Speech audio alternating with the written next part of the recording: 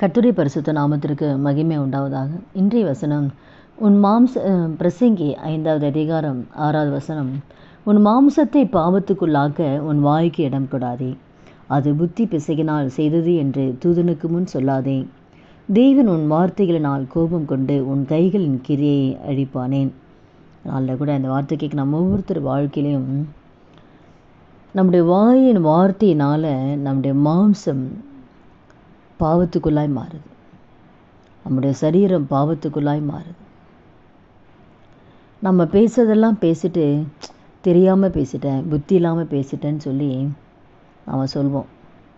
ஆனால் வேதம் என்ன சொல்லுது, நீ பேசிட்டு நான் புத்தி பிசகினால் செஞ்சதுன்னு சொல்லி தூதனுக்கு முன் சொல்லாது. தூதன் இருக்கிறார், ஒவ்வொருத்தருக்கூடையும் ஆண்டருக்கு தூதன் வச்சுருப்பார். நம்ம பேசுகிற ஒவ்வொரு வார்த்தையும் அங்கே ரெக்கார்ட் ஆகிட்டே இருக்கும். அப்போது அது புத்தி பிசகினால் செய்தது என்று தூதனுக்கு முன் சொல்லாதே. தேவன் உன் வார்த்தைகளினாலே கோபம் கொண்டு உன் கைகளின் கிரியை அழிப்பானேன். அப்போ நம்ம பேசுகிற வார்த்தை, ஆண்டவரை கோபப்படுத்துகிற வார்த்தைகளை நம்ம பேசும் பொழுது நம்ம செய்கிற காரியங்கள் வாய்க்காது. இப்போ நம்ம மேலே நம்ம பேசின வார்த்தையில் ஆண்டவர் கோபம் கொண்டு என்ன பண்ணுவாராம், நம்ம கையிட்டு செய்கிற காரியங்கள் வாய்க்காமல் பண்ணுவாராம். உன் கைகளின் கிரியை அழிப்பானேன். அப்போ நம்ம வாயின் வார்த்தையினால் நம்முடைய கையின் கிரியையே நம்ம ஆசீர்வாதமே இல்லாமல் போகுது.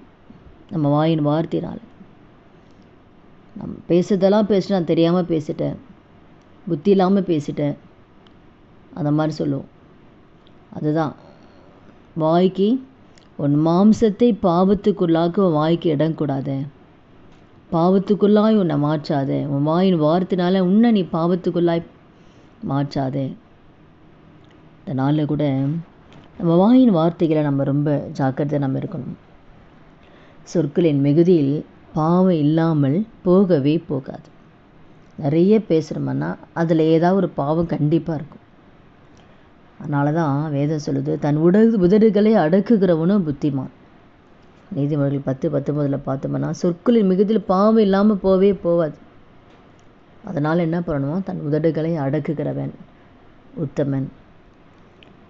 அதனால தான் உன் வாயின் வார்த்தையினால தான் நீ நீதிமானா குற்றவாளியான்னு சொல்லி எதில் தான் தீர்ப்பாருன்னா வாயின் வார்த்தை தான். அப்போ வாய் தான் நிறைய குடும்பத்துக்கு பிரச்சனை காரணமே வாய் தான். குடும்பத்தில் பிரியறதுக்கு காரணம் வாய் தான். சண்டை, பெரிய பெரிய கலவரங்கள், சண்டை, குடும்பத்தில் பிரச்சனை, டைவர்ஸு, நிறைய காரியங்கள் வர்றதுக்கு காரணமாக என்னன்னு பார்த்தீங்கன்னா அது வாயில் தான். வாய் தான் வந்து நிற்கும், அந்த வாயின் வார்த்தைகள் தான் வந்து நிற்கும். அந்த வார்த்தையினால தான் நிறைய குடும்பங்களில் சமாதானம் இல்லை. ஒருத்தர் ஒன்று பேசிட்டா அது சகிக்கக்கூடிய இருதயம் கிடையாது, மன்னிக்கக்கூடிய இருதயம் கிடையாது. உடனே பதில் பேசாமல் இருக்க முடியாது.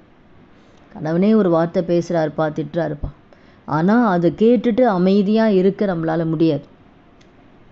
அதுக்கு பதில் 1க்கு 2 பேசிடும். 2 பேசினா அப்புறம் அவர் 4 பேசுவார். இப்போ இதிலேயே பிரச்சனை என்ன ஆகுதுன்னா கடைசியில் அந்த குடும்பம் பிரிகிற அளவுக்கு ஆகிடும். அப்போ சரி, கணவர் தானே பேசுகிறாரு, நம்ம அமைதியாக இருந்துருவோன்னு சொன்னால் அதுக்கப்புறம் அவரும் நார்மலாக மாறிடுவார். அந்த சண்டை வரத்துக்கு அதிகமாகிறதுக்கு அங்கே சான்ஸே இருக்காது. அப்போ அந்த வாயின் வார்த்தைகள் தான், நம்முடைய வாயின் வார்த்தைகளை தான் ஒரு குடும்பத்தையே பிரிக்குது, குடும்ப சமாதானத்தை கெடுக்குது. எங்கே பார்த்தாலும் குறை, கலகம் பண்ணுறது, எங்கே இருக்குது அங்கே சொல்கிறது, கலகம் பண்ணுறது, எல்லாம் டோட்டலாக பாருங்களேன், எல்லாமே எங்கே பார்த்தோன்னா வாயின் வார்த்தை தான். அந்த வாயின் வார்த்தையினால தான் நிறைய பாவங்கள், பிரச்சனை எல்லாத்துக்குமே காரணம். அதுதான் தன் வாயை காக்கிறவன் தன் பிராணனே காக்கிறான். வேதத்தில் தன் வாயை காக்கிறவனே பிராணனே உயிரே காக்கிறானா. தன் உதடுகளை விரிவாய் திறக்கிறவனோ கலக்கம் அடைவானான். வாழ்க்கையில் ஏன் கலக்க வருதுன்னா உன் வாயை திறந்தனால தான் கலக்க வருது. ஒரு பிரச்சனை ஏன் வருது, பயம் ஏன் வருது, வாய் திறந்தனால தான். உன் வாயை விரிவாய் திறக்கிறவனோ கலக்கம் அடைவான், வேதம் சொல்லுது. அப்போ நம்ம வாயினால தான் எல்லா காரியமும் அடங்கியிருக்கு. அதனால தான் நீ பேசாமே இருந்துட்டால் ஞானி ஆகிடுவேன், பேசாத இருந்தால் மூடனும் ஞானமான் என்று எண்ணப்படுவானா. அதனால தான் தன் உதடுகளை மூடுகிறவன் புத்திமான். புத்திமான் என்ன பண்ணுவாங்கன்னா, புத்திமானெல்லாம் பேசவே மாட்டாங்க. ரொம்ப பேசாமல் இருந்தால் ஞானி ஆகிடும். பேசாமல் இருந்தால் பிரச்சனையே வராது. பிரச்சனையே பேசுனால்தான். அதனால தான் தாவீது ஜெபிப்பார் ஆண்டவர்கிட்ட, என் வாய்க்கு கடிவாளத்தை போடுங்க ஆண்டவரே, உதடுகள் வாசலை காத்துக்கொள்ளுங்க, அந்த உதடு பேசுறதை இந்த வாசலை காத்துக்கோங்க ஆண்டவரேன்னு தாவீது ஜெபிப்பார். வாய்க்கு கடிவாளத்தால் அடக்கி வைப்பேன் என்றேன், மௌனமாகி ஊமையனாக இருந்தேன், நலமானதையும் பேசல் அமர்ந்தேன்னு சொல்லி தாவீது சொல்வேன். நான் ஊமையாக இருந்தேன், நல்லது கூட பேசாமல் அமர்ந்திருந்தேன்.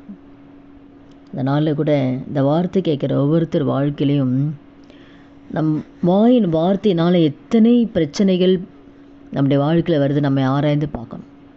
ஆணுடைய கோபத்துக்கு ஆளாகிறோம். நம்மளுடைய ஜீவனுக்கு முதற்கொண்டு நிறைய குடும்பத்தில் எல்லா சமாதானம் இல்லாமல் உதடுகளின் பேச்சு வறுமையை கொண்டு வரும்னு வேதம் சொல்லுது. உதடுகள் பேச்சு என்னத்தை கொண்டு வருமா? வறுமையை கொடுக்குமா. அப்போ வறுமையை கொடுக்கறதுக்கும், நம்ம பாவத்துக்குள்ளாகிறதுக்கும், நம்ம மேலே ஆண்டு கோபப்பட்டு கையின் கிரியை அழிக்கிறதுக்கும், அப்போ எல்லாத்துக்கும் காரணம் எதுன்னா அந்த வாயின் வார்த்தை தான். அப்போ அப்படிப்பட்ட அந்த வாயின் வார்த்தைகளுக்கு நம்ம எத்தனை அளவு நம்ம ஜாக்கிரதையாக இருக்கிறோன்னு சொல்லி இந்த வார்த்தை கேட்குற நம்ம ஒவ்வொருத்தரும் நம்ம ஆராய்ந்து பார்ப்போம். ஏனோ தானேன்னு சொல்லி நம்ம வார்த்தை கேட்குறோம், அப்படியே விட்டுறக்கூடாது. இந்த வார்த்தையை நம்ம உணர்ந்து பார்த்து அதை நம்ம மாற்றிக்கொள்ளணும். எல்லாமே ஆணுடைய வார்த்தைகள் தான். நம்ம எவ்வளோ வசனங்கள் கேட்குறோம், அந்த வசனம் நம்ம வாழ்க்கையை மாறாவிட்டால் நம்ம எத்தனை வார்த்தைகளை கேட்டோம், நம்ம ஒரு பலனும் இல்லை. அந்த வசனத்தைப்படி நான் வாழறேன் ஆண்டவரே, என் வாழ்க்கையை மாற்றுங்கப்பா அப்படின்னு சொன்ன நம்ம ஒவ்வொருத்தருமே நம்ம ஒவ்வொரு காரியத்துலையுமே ரொம்ப ஜாக்கிரதையாக இருக்கணும். அதுதான் பேசுகிறதுக்கு பொறுமையாக இருக்கணும் வேதம் சொல்லுது யாக்கோபில். பேசுறதுக்கு எப்படி இருக்கணும்? பொறுமையாக இருக்கணும், ரொம்ப பொறுமையாக இருக்கணும். அந்த பொறுமையாக இருந்தால் தான் எதை பேசணும் எதை பேசக்கூடாதுன்ற அந்த நிதானமாக இருக்கும். பொறுமை இல்லைன்னா டக்குன்னு உடனுக்குடனே நம்ம அந்த பேசிட்டோம்னா கோபத்தில் பேசிட்டா திரும்பி அள்ள முடியாது. அப்போ பொறுமையாக இருந்து எதை செய்யலாம், எதை செய்யக்கூடாது, எதை பேசணும், எதை பேசக்கூடாது, நிதானமாய் நம்ம செயல்படணும் எல்லா காரியத்திலுமே. முக்கியமாக பெண்களாகிய நாம் வார்த்தையில் ரொம்ப ஜாக்கிரதையாக இருக்கும். ஒரு குடும்பத்தை அழிக்கவும் நம்மளால் முடியும், கட்டவும் முடியும் அந்த பெண் நினச்சா. ஆனால் நிறைய பேருடைய வாழ்க்கையில் அந்த வாயின் வார்த்தைனாலேயே குடும்பத்தை இடிச்சிட்ருக்குறாங்க, வீட்டை இடிச்சிட்ருக்காங்க. நம்மை ஆராய்ந்து பார்த்து இந்த வார்த்தைகள் ஆண்டவர் கொடுத்த இந்த வார்த்தைகளை வேதத்தில் நிறைய காரியங்கள் நம்ம ஆராய்ந்து பார்த்து அதை தியானிக்கணும். இந்த வாயின் வார்த்தையில் இவ்வளோ பிரச்சனை இருக்கு, இவ்வளோ காரியம் இருக்கா. நம்மால் நம்ம குடும்பத்தில் ஒரு நபர் கஷ்டப்படக்கூடாது. நம்மால் நம்ம குடும்பத்தில் நம்மள ஒரு பிரச்சனை நம்ம குடும்பத்தில் வரக்கூடாது. நம்ம ஒரு ஆசீர்வாதமான பாத்திரமாக தான் எல்லா இடத்துலையுமே இருக்கணும். அதுக்காக நிறைய தியாகம் பண்ண வேண்டியது வரும். விட்டு கொடுத்து போகணும், மன்னிக்கணும், சகிக்கணும். அப்படியெல்லாம் இருந்தால் தான் ஒரு குடும்பத்தை கட்டி எழுப்ப முடியும். சுலபமாலாம் கட்ட முடியாது. அதுக்கு நிறைய பொறுமை வேணும். ஜெபத்திலையும் அதுவும் இல்லாமல் மன்னிக்கிற தயவுலையும் அன்பிலையும் இதெல்லாம் நமக்கு இருந்தால் தான் அந்த குடும்பத்தை நம்ம ஞானமாக கட்டி எழுப்ப முடியும். இந்த வார்த்தை கேட்குற ஒவ்வொருத்தர் வாழ்க்கையிலையும் நம்மை ஆராய்ந்து பார்த்து வாயின் வார்த்தைகளுக்கு நம்ம எச்சரிக்கையாக இருந்து தேவன் வைத்திருக்கிற நம்ம நன்மைகளை நம்ம சுதந்திரத்து கொள்ளலாம். ஜெபிக்கலாமா? துதிகள் மத்தியில் வாசம் செய்கிற நல்ல தகப்பனே, இயேசு கிறிஸ்து நாமத்தில் நம்முடைய சமூகத்தில் வருகிறோம். அதனால் அந்த வார்த்தை கேட்குற ஒவ்வொருத்தர் வாழ்க்கையிலே ஆண்டவரே, வாயின் வார்த்தையினால் எத்தனை காரியங்கள் நாங்கள் இழந்து போகிறோம் அப்பா. ஒரு விஷயம் ஆண்டவரே அப்பா, எங்களை ஒவ்வொரு கரத்தில் ஒப்பு கொடுக்குற ஆண்டவரே. வீணான வார்த்தைகள் ஆண்டவரே எங்கள் வாழ்க்கையில் இன்னைக்கு காணப்படவே கூடாதப்பா. நாங்கள் பேசுகிற வீணான வார்த்தைகள் நியாயத்திற்கு நாளில் கணக்கு ஒப்பிக்கணும் என்று கர்த்தர் சொல்லியிருக்கீங்க. நான் வீணான வார்த்தைகளை பேசாதபடிக்கு, யாரை குறித்தும் பேசாதபடிக்கு ஆண்டவரே எல்லாவற்றிலையும் நிதானமாக இருக்க, பொறுமையாக இருக்க, வாயின் வார்த்தையில் எச்சரிக்கையாக இருக்க கிருபை தாங்க ஆண்டவரே.